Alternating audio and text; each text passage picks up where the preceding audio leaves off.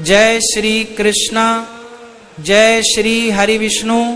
भक्तों, आप सभी को माघ मास के शुक्ल पक्ष की पावन जया एकादशी की हार्दिक शुभकामनाएं।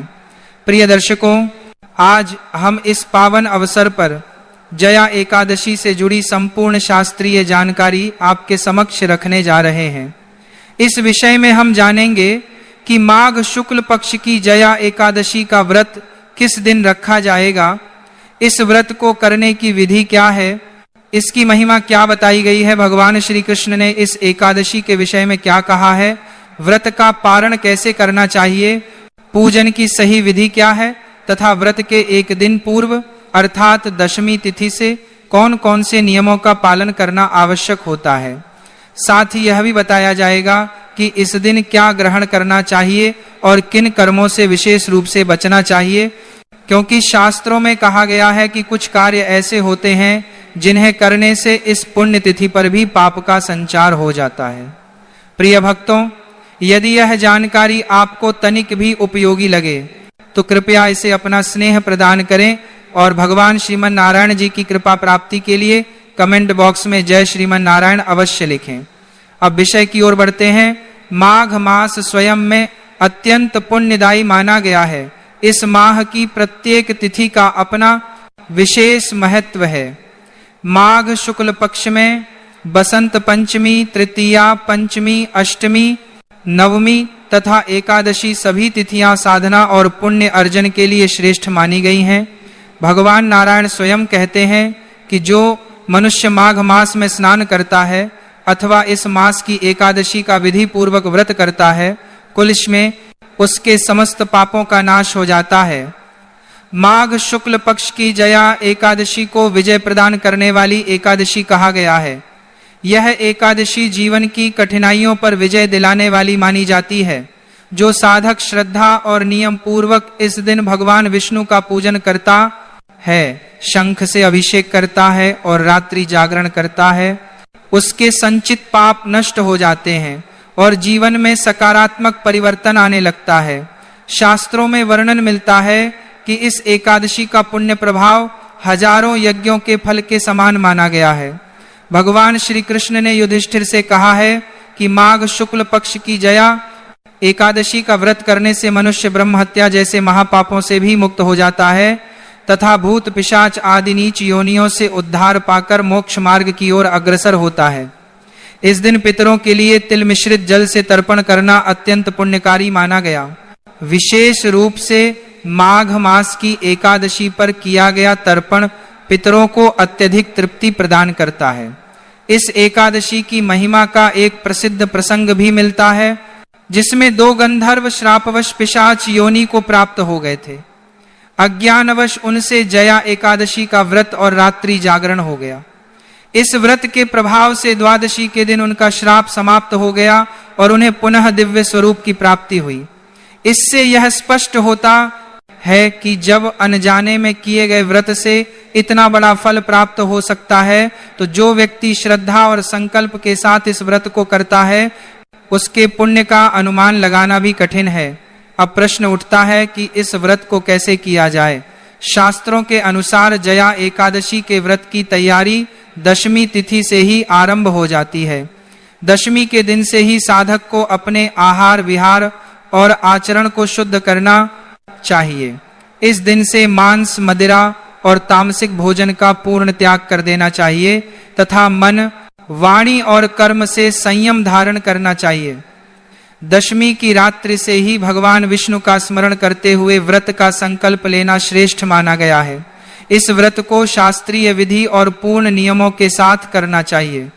जो साधक श्रद्धा पूर्वक नियमों का पालन करते हुए इस व्रत को आरंभ करता है और विधि विधान से इसका समापन करता है, उसकी मनोकामनाएं अवश्य पूर्ण होती हैं। जया एकादशी के दिन पितरों के लिए तर्पण करना विशेष रूप से फलदायी बताया गया है। वैसे तो प्रत्येक एकादशी पर पितृ तर्पण का महत्व है, लेकिन माघ मास में वह भी एकादशी के दिन तिल मिश्रित जल से किया गया तर्पण पितरों को अत्यंत संतोष प्रदान करता है। आगे हम यह भी जानेंगे कि पितृ तर्पण किस विधि से करना चाहिए। भगवान श्री कृष्ण स्वयं इस एकादशी की महिमा बताते हुए कहते हैं कि जया एकादशी के पुण्य प्रभाव से माल्यवान नामक गंधर्व और गंधर्व कन्या पुष्पवती का उद्धार हुआ था। देवराज इंद्र के श्राप से वे दोनों पिशाच योनि को प्राप्त हुए और लंबे समय तक घोर कष्ट भोगते रहे। एक बार अज्ञानवश उनसे माघ शुक्ल जया एकादशी का व्रत हो गया और उसी रात्रि उनसे जागरण भी हो गया। इस व्रत के प्रभाव से जब अगले दिन द्वादशी का सूर्य उदित हुआ तो देवराज इंद्र का श्राप समाप्त हो गया और दोनों को पुनः अपना दिव्य गंधर्व स्वरूप प्राप्त हुआ। इस प्रकार यह एकादशी मनुष्य के अत्यंत भारी पापों का भी नाश करने वाली मानी गई है। जब अनजाने में किए गए व्रत से इतना महान फल प्राप्त हो सकता है तो जो व्यक्ति संकल्प लेकर श्रद्धा से पूजन करता है उसके पुण्य का वर्णन करना किसी के लिए भी संभव नहीं है। इस व्रत को शास्त्रीय विधि और पूर्ण नियमों के साथ करना चाहिए। जो साधक श्रद्धा पूर्वक नियमों का पालन करते हुए इस व्रत को आरंभ करता है और विधि विधान से इसका समापन करता है और विधि विधान उसकी मनोकामनाएं अवश्य पूर्ण होती हैं। जया एकादशी के दिन पितरों के लिए तर्पण करना विशेष रूप से फलदायी बताया गया है। वैसे तो प्रत्येक एकादशी पर पितृ तर्पण का महत्व है, लेकिन माघ मास में वह भी एकादशी के दिन तिल मिश्रित जल से किया गया तर्पण पितरों को अत्यंत संतोष प्रदान करता है। आगे हम यह भी जानेंगे कि पितृ तर्पण किस विधि से करना चाहिए। भगवान श्री कृष्ण स्वयं इस एकादशी की महिमा बताते हुए कहते हैं कि जया एकादशी के पुण्य प्रभाव से माल्यवान नामक गंधर्व और गंधर्व कन्या पुष्पवती का उद्धार हुआ था। देवराज इंद्र के श्राप से वे दोनों पिशाच योनि को प्राप्त हुए और लंबे समय तक घोर कष्ट भोगते रहे। एक बार अज्ञानवश उनसे माघ शुक्ल जया एकादशी का व्रत हो गया और उसी रात्रि उनसे जागरण भी हो गया। इस व्रत के प्रभाव से जब अगले दिन द्वादशी का सूर्य उदित हुआ तो देवराज इंद्र का श्राप समाप्त हो गया और दोनों को पुनः अपना दिव्य गंधर्व स्वरूप प्राप्त हुआ। इस प्रकार यह एकादशी मनुष्य के अत्यंत भारी पापों का भी नाश करने वाली मानी गई है। जब अनजाने में किए गए व्रत से इतना महान फल प्राप्त हो सकता है तो जो व्यक्ति संकल्प लेकर श्रद्धा से पूजन करता है उसके पुण्य का वर्णन करना किसी के लिए भी संभव नहीं है। अब स्वाभाविक प्रश्न यह उठता है कि इतना फलदायी व्रत किया कैसे जाए, इसकी विधि क्या है, इसके नियम कौन कौन से हैं और इसका पालन किस प्रकार करना चाहिए। शास्त्रों में बताया गया है कि जया एकादशी के व्रत की तैयारी एक दिन पहले अर्थात दशमी तिथि से ही आरंभ हो जाती है। दशमी के दिन से ही व्रती को अपने आचरण और आहार को शुद्ध कर लेना चाहिए। इस दिन से मानसिक और शारीरिक रूप से मदिरा, मांस आदि का पूर्ण त्याग कर देना चाहिए। बहुत से लोग एकादशी का व्रत तो रखते हैं लेकिन जीवन में मांस मदिरा का सेवन भी करते हैं। ऐसे साधकों को विशेष रूप से एक दिन पूर्व ही इनका त्याग कर देना चाहिए। ऐसा नहीं होना चाहिए कि दशमी को सेवन किया जाए और एकादशी के दिन त्याग किया जाए। दशमी तिथि से ही लहसुन, प्याज तथा तामसिक भोजन का प्रयोग वर्जित माना गया है। जो व्यक्ति एकादशी का व्रत कर रहा है उसे ब्रह्मचर्य का पालन करना अनिवार्य बताया गया है। शास्त्रों में यह भी कहा गया है कि एकादशी और द्वादशी के दिन बाल धोना निषिद्ध है, विशेष रूप से स्त्रियों के लिए। इसी कारण दशमी तिथि को ही स्नान और केश शुद्धि कर लेनी चाहिए और उसी दिन से ब्रह्मचर्य का संकल्प लेना चाहिए। यह ब्रह्मचर्य का नियम पारण तक बनाए रखना चाहिए। इसके साथ ही तन और मन दोनों की शुद्धि पर विशेष ध्यान देना चाहिए। दशमी तिथि से शहद का प्रयोग भी वर्जित बताया गया है। इसीलिए यदि एकादशी के दिन पंचामृत बनाया जाए तो उसमें शहद का प्रयोग नहीं करना चाहिए। न ही द्वादशी के दिन, एकादशी के दिन चावल का सेवन नहीं किया जाता, यह नियम सर्वविदित है। साथ ही लाल मसूर की दाल का त्याग भी दशमी तिथि से ही कर देना चाहिए। इन सभी नियमों के साथ दशमी तिथि का पालन करना चाहिए। शास्त्रों में दशमी को एक समय भोजन करने का विधान बताया गया है। यदि स्वास्थ्य अनुमति दे तो दिन के समय केवल एक बार अन्न ग्रहण करना उत्तम माना गया है और रात्रि में अन्न सेवन से बचना चाहिए। हालांकि आज के समय में अनेक लोग औषधियों पर निर्भर होते हैं या स्वास्थ्य संबंधी समस्याएं होती हैं, इसलिए जिनके लिए ये नियम संभव न हो वे अपने शरीर को कष्ट न दें। रात्रि में सोने से पूर्व दंत धावन अवश्य करना चाहिए ताकि मुख में अन्न का कोई अंश न रहे। एकादशी के दिन प्रातः काल सूर्योदय से पहले उठना चाहिए।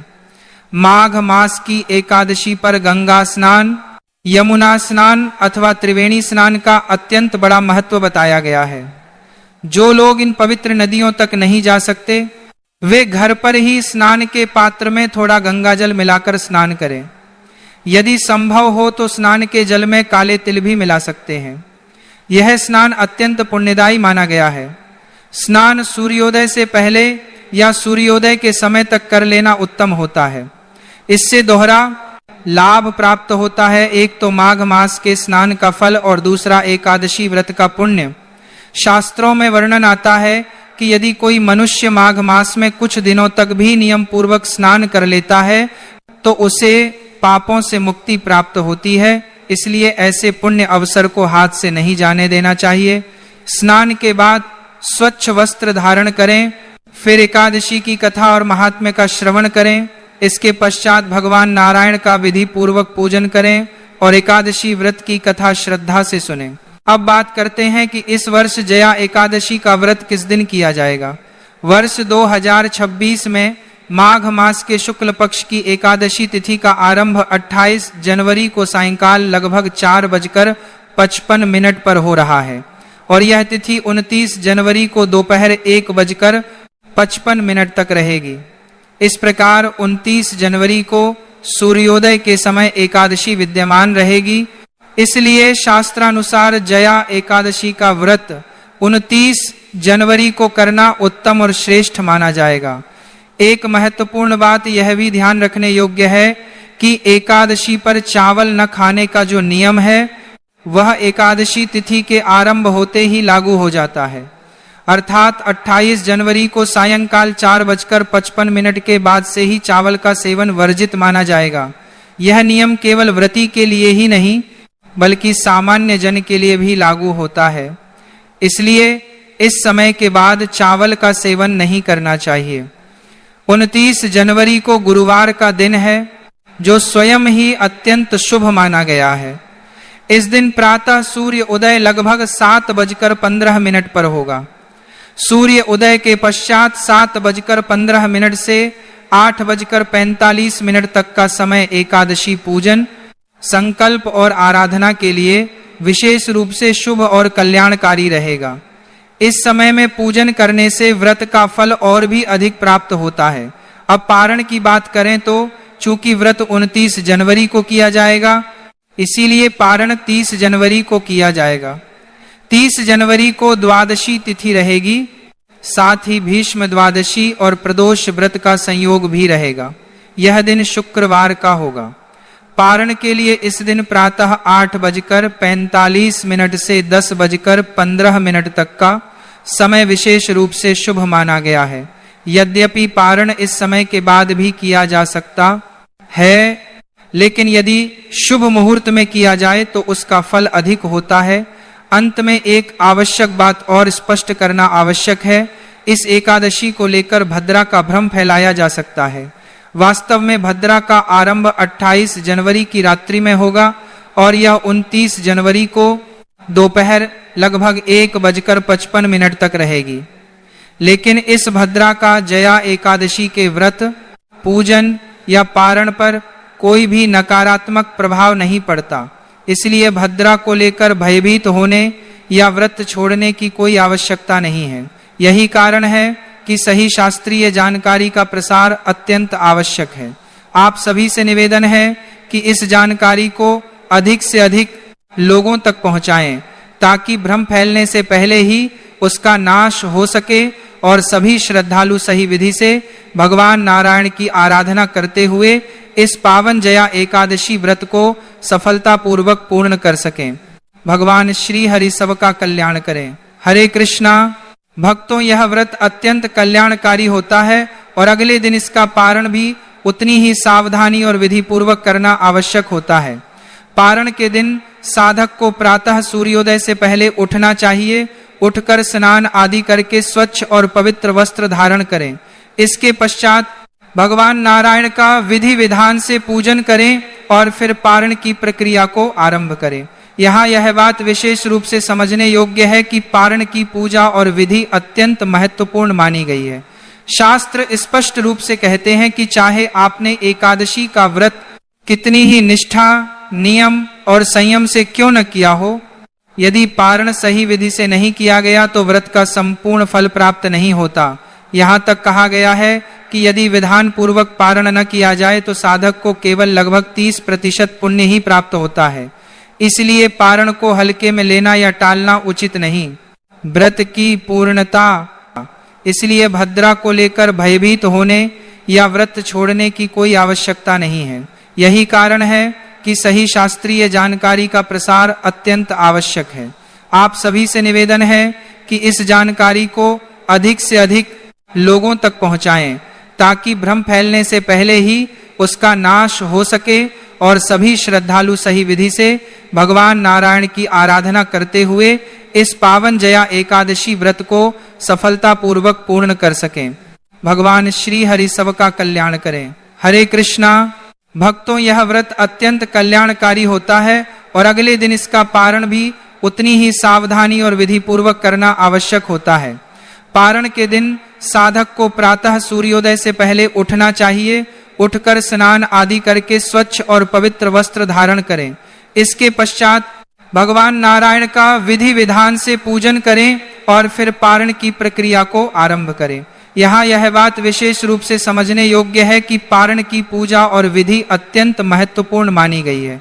शास्त्र स्पष्ट रूप से कहते हैं कि चाहे आपने एकादशी का व्रत कितनी ही निष्ठा, नियम और संयम से क्यों न किया हो, यदि पारण सही विधि से नहीं किया गया तो व्रत का संपूर्ण फल प्राप्त नहीं होता।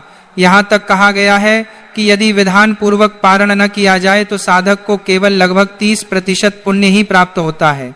इसलिए पारण को हल्के में लेना या टालना उचित नहीं। व्रत की पूर्णता पारण से ही मानी जाती है। पारण की विस्तृत विधि, पूजा क्रम और आवश्यक नियमों के विषय में मैं अलग से आगामी वीडियो में विस्तार पूर्वक जानकारी दूंगा। अब पारण के मूल नियमों को संक्षेप में समझ लेते हैं। शास्त्रों के अनुसार यदि एकादशी के अगले दिन द्वादशी तिथि हो तो पारण उसी द्वादशी में किया जाता है, लेकिन द्वादशी के आरंभ के पहले 6 घटी अर्थात लगभग 2.5 घंटे का समय